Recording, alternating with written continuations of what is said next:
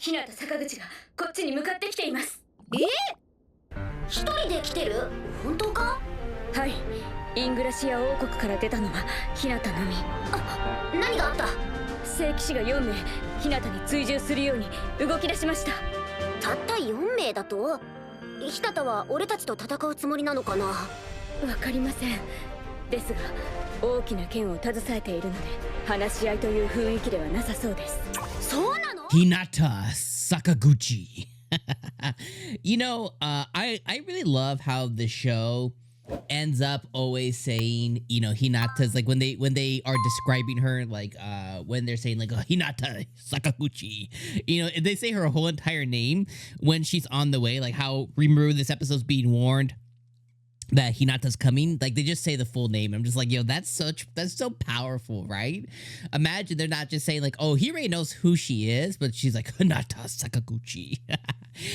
Okay, so episode number 5, and I think here's the thing: is my hope is going to get, I have hopes, and they're immediately ruined. Okay, and the reason I say that is my hope would be based on what Hinata knows, based on what she wants to go and approach, based on how she wants to go and apologize to Rimuru, based on knowing how he reacted after their fight, based on her knowing so much info, right? Based on all the things that she learned this episode of, how he's treating people and how people go in and out of the city and he's doing business, and like based on everything she knows, my hope would be that she would go there and not instigate a fight whatsoever. Like just go there purely to talk and try and settle things out. Even if maybe she has some stupid ass subordinates, kind of like when the Beastkin came. Maybe she has some stupid ass subordinates. Rimuru could be like, okay, hey, we're gonna let them, we'll let them fight. Don't kill them, kind of like don't kill them, like Benimaru, don't kill them, and let's go talk. Let's go get some tea or something. That would be my hope, is that she would go there purely with the intentions just to talk. Now, I know, we know that based on the OP, if you've watched the OP, it clearly shows Hinata fighting Rimuru. Now, will that come to pass?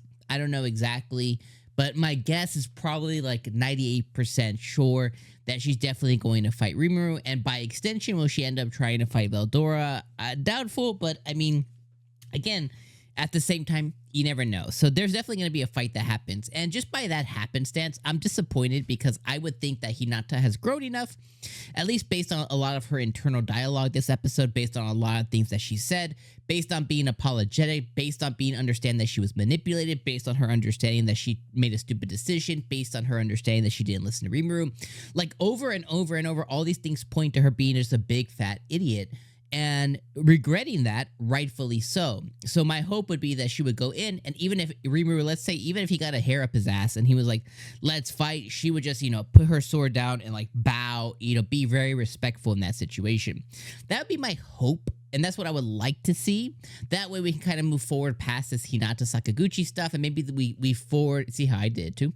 Maybe we go on to the next thing, kind of go past her, maybe to the church or to these folks that she reports to. Like we move on to that next step. But it seems like, either by story or maybe something will happen. I don't know, but it seems like they're definitely going to fight. And I'm a little disappointed in that. But again, I don't know exactly. I'm just going based off the OP. Will it actually come to pass? I don't know. With the rest of episode 5, though, I actually really like this episode. So, I have deemed so far this is the season of inaction, meaning that most of the season has just been all dialogue and all talking. And last episode, I was like, okay, I think maybe this is getting a little tiresome, a little old. I think we need to see a little action. We need to see maybe not like a full episode, but give us, a couple minutes of just some shit going down. And this episode, this is, at the end of the day, right? It's like, all these episodes are big setups, right? They're running us through a lot of dialogue, because they're setting up a lot of different lines of communication, or a lot of different plot lines, a lot of different things that are happening. You know, we have a little Yuki over here. We have a little Luminous over here. We have a little Hinata over here. We have a little Falmouth over here. We have King Edward and his Civil War over here. We have Diablo and his plan over here. We have Veldora over here. So it's setting up, setting up a lot of things that are like, you know, once the dominoes start falling, like it's gonna go shit. You know what I mean? And I think that's what's really awesome. But, you know, making the progress to get to that can be a little slow. And the main reason behind that is not because it's slow or disentertaining. It's because we don't get the ability to binge it, right? It's like we watch this dialogue full episode, we wait a week. We watch another dialogue full episode, we wait a week. Now, if it was that we were all just patient, and I don't have it, so maybe you do, I don't know. But if we were just to let all of these episodes stack up, whatever it's going to end up being this season, 24 episodes, if we let it all stack up and we maybe binged half on a Saturday, binged half on a Sunday, these episodes wouldn't really affect me or you any type of way if you're happy to getting bored, because it would just be a continuance of that story, right? Just be continuous. And then once it got to shit hitting the fan and like, oh my God, things are just going not like it's going level 9,000, we wouldn't even be thinking about those first 5, 6, or 7 episodes that are mostly dialogue full. If that makes sense, you know what I'm trying to say. But because we do have to wait each and every week, it can be a little tiresome because of that waiting period behind each episode. But everything else, you know, this episode, I really love showing us the insights to the church. I like seeing how everything's concocted. I like seeing the different characters within the church, all the different holy members or whatever they are. I like seeing how they confront Hinata pretty consistently. I like seeing the folks that she has that are really dedicated to her. I enjoyed seeing that the vampire is still leading that charge. He's kind of behind Hinata there. I like how Luminous is still being seen as like this a prophetic sage kind of thing, to where she has like prophecies and stuff. Really, she's just bullshitting, but I like that. I like how the new prophecy is the fact that, hey, don't mess with the demon lord. I like that. I like how Raynar, the archbishop, you know, Raynar? I think his name's Raynar. Archbishop came in and he went to deliver the message. And then these other folks that are like the hero creators or whatever that helped Hinata, that they're bugaboos basically. They kind of set up the Archbishop, and the message that Rimuru was passing along to Hinata was definitely modified. It was not the message. So I was like, okay, how did they do that? How do they know?